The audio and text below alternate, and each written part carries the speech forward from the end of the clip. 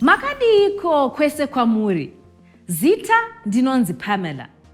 Sekuziva kwenyu, InnBucks inzira yechizvino-zvino yekutumira, kutambira, kuchengeta nekubhadhara mari muchishandisa cellphone yenyu. Izvi munozviita muri chero pamuri muZimbabwe yese.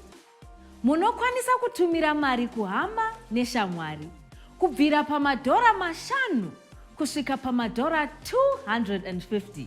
Mari yenyu inogara muwallet kana kuti chikwama chiri mufoni yenyu imomo.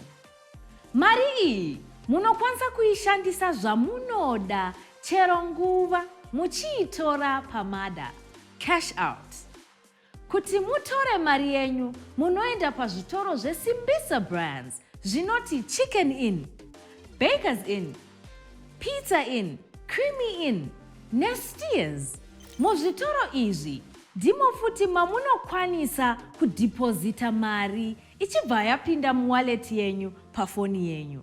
Munokwanisa kutenga zvekudya muzvitoro zvandataura pamusoro izvi muchishandisa InnBucks yenyu. Munokwanisa kutengawo kana kubhadhara muchishandisa InnBucks yenyu mune zvimwe zvitoro zvakasiyana-siyana uye kana mumakombi chaiwo. Kuti mukwanise kuita cash out, munopa chitupa chenyu kune mubatsiri weInnBucks. Moita zvinotevera izvi zviri nyore.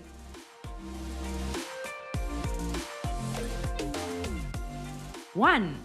Munodzvanya pakanzi log in, moisa PIN number yenyu. 2. Mosarudza option 5.